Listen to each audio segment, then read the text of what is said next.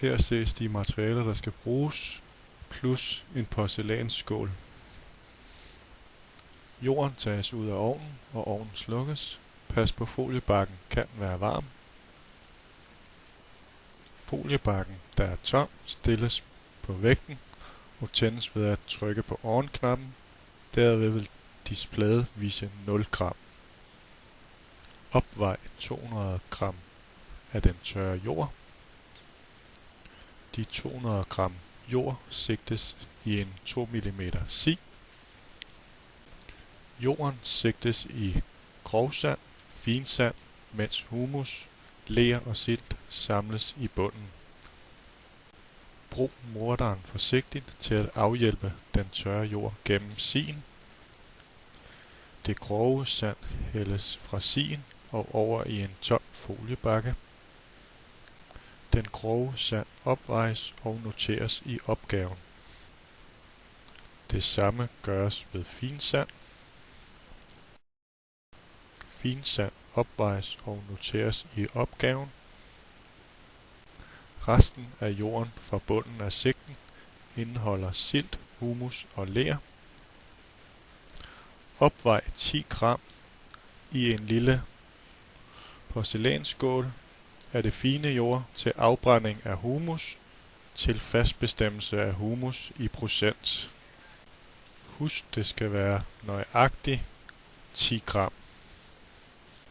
Tænd for gassen ved at løfte og dreje håndtaget samtidig. Sæt de 10 gram jord over ilden og lad det brænde i 45 minutter. Opvej 50 gram jord af det fine jord til bestemmelse af ler i procent. Husk, det skal være nøjagtigt 50 gram. Opmål 25 ml natriumfyrofosfat.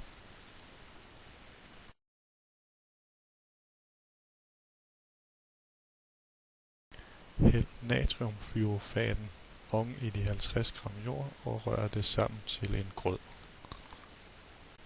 Hæld grøden over i et 1000 ml reagentglas og fyld efter med vand op til 1000 ml mærket. Dump hydrometeret i reagentglasset og aflæs leret i procent ved overfladen. Noter aflæsning i opgaven. Indvej foliebakken til 0 gram.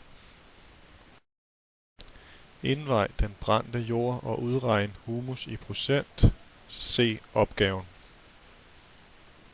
Eksempel på en færdigløst opgave. Silten findes ved at lægge procenterne sammen og trækkes fra de 100. Jordtypen bestemmes ved at se i jeres kompendie under skemaet Jordtyperne i Danmark, som I har fået udleveret. Husk lærerens underskrift på opgaven.